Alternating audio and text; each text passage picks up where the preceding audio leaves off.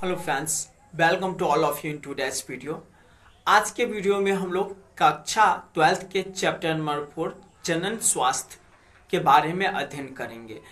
इसे अध्ययन करने से पहले मैं कुछ ऐसे बातों को डिस्कस करना चाहता हूँ जो हमारे समाज में घटित होते आ रहा है, और वो बातें हमारे इसी चैप्टर से रिलेटेड है। जैसे कि आप जानते होंगे, कोई कपल जो शादी होने के बाद ही 3 से 4 साल या 5 साल के बाद भी बच्चे को जन्म नहीं दे पाते हैं, तो ऐसे कपल को बांझ कहा जाता है। और हमारे समाज में बांझों के लिए कौन कौन सा और किस तरह से उन्हें पुकारा जाता है, किस किस नाम से पुकारा जाता है, इससे आप सभी भली भांति परिचित होंगे। कभी उसे बे औलाद जाता है, कभी निसंतान कहा जाता है, तो कभी बांझ कहा जाता है, और भी बहुत सारे नाम हैं जो कह करके उन्हें दूषित करार दे दिया जाता है। अगर किसी एक कपल में गड़बड़ी हो तो दोनों कपल जो होते हैं उन दोनों को दोषी करार दे दिया जाता है। यानी कि अगर वाइफ में कोई दिक्कत हो, इस वजह से वो बच्चे को जन्म नहीं दे रहे हो, तो उनके जो पति होते हैं उनको भी दोषी करार दे दिया जाता है। लेकिन ये सब जो चीज़ें हमारे सोसाइटी में हो रहा है वो सब गलत है। आज के इस चैप्टर में हम लोग जनन तंत्र के कुछ भाग होते हैं जो सही ढंग से काम नहीं कर पाते हैं, या फिर कुछ ऐसे ऑर्गन होते हैं जो कुछ चीज़ों को रिसीव नहीं कर पाते हैं, कंसीव नहीं कर पाते हैं। ऐसे वजह से ऐसे कपल बच्चे को जन्म नहीं दे पाते हैं।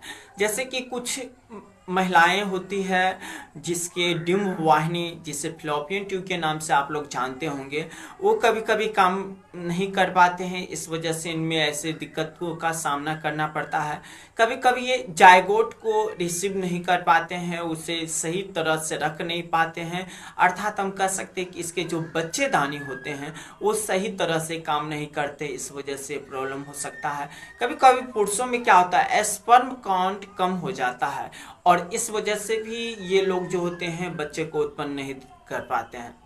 इस चैप्टर में हम लोग उन्हीं सारी चीज़ों के बारे में पढ़ेंगे, और हम लोग ये भी पढ़ेंगे कि अगर कोई भी कपल अगर बच्चे को उत्पन्न नहीं कर पाते हैं तो आखिर कौन कौन से वो तकनीक है, वे माध्यम है जिसके माध्यम से वो चाहे तो बच्चे को उत्पन्न कर सकते हैं, और वो अपने माता पिता बनने के जो सुख है, जो दुनिया के सबसे बड़े खुशियों में से एक है, उसे वो प्राप्त कर सकते हैं। तो आगे हम लोग के आपको पता है, भारत दुनिया के या विश्व की सबसे पहला देश है जिन्होंने 1951 ईस्वी में परिवार नियोजन अर्थात फैमिली प्लानिंग को अपनाया था। यहाँ पे भारत में इसे पहले बार लागू किया गया था, जिसका मकसद था फैमिली का प्लानिंग करना।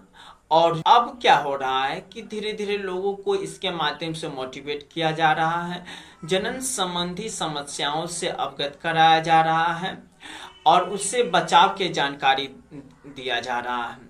जैसे अभी जो सबसे घातक बीमारियों में से एक है एड्स, इसके बारे में आप जगह जगह देख सकते हैं कि पोस्टर लगा हुआ है। लोग नुक्कड़ नाटक करते हैं ताकि लोगों को समझाया जा सके। अब जब अस्पताल में जाएं, जैसे कि जो भी गवर्नमेंट के अस्पताल है, तो वहाँ पे आपको इसके बारे में खुल करके बात करने के अवसर दिया जाता है, ताकि